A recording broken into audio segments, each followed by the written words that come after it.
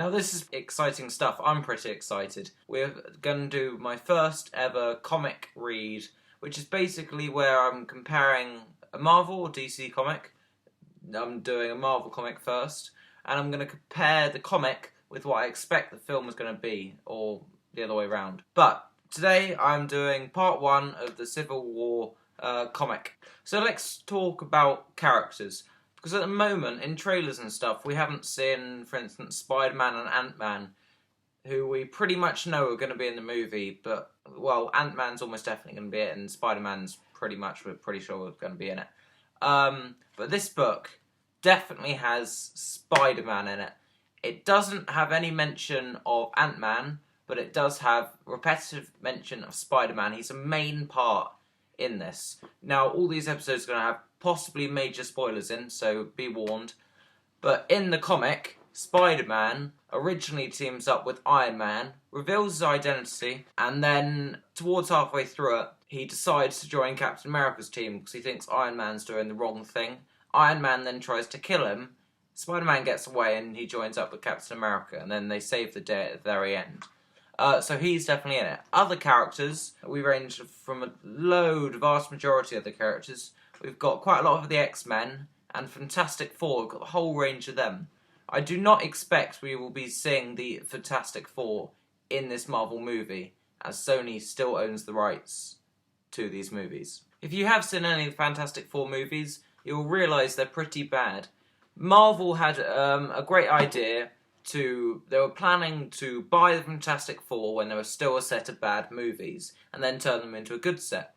But Sony said, no, we're going to release this film, and then afterwards, you can buy the movie, but this film's going to be amazing that we're releasing in 2015, and you'll have to pay even more, and we're going to make money from it.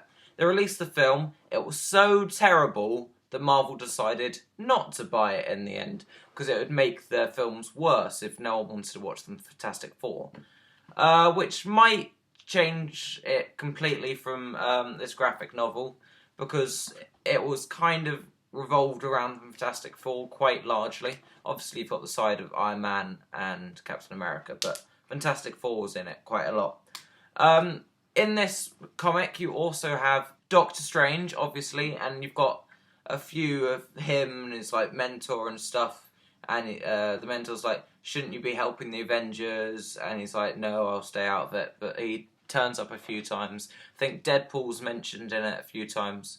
But no, it's a massive scene of all of the Avengers and all characters that have ever been there. This is one of the first pages. It's a massive gathering at Stark, or the Avengers Tower. And they're basically all the characters. So you got Fantastic Four, Wolverine, Doctor Strange. You got loads and loads of people there. So yeah, that's what this book focuses on. And later on I'll do an episode on page by page of this book, just doing a brief sum up of the storyline that they focused on this book. And this book was by Mark Miller and Steve McNieve, whatever that.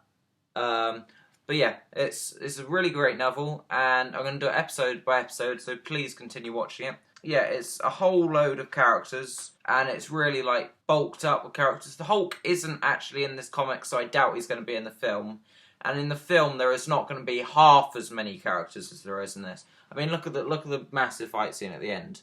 That is how many characters are on Tony's side. That's many characters that's on Captain America's side. So there's a lot more characters in this book than you should even expect in the movie. But Black Panther has a massive role in this comic, and he will do in the movie. The general gist of it is, I think Captain America's team went to him to see if he could join up.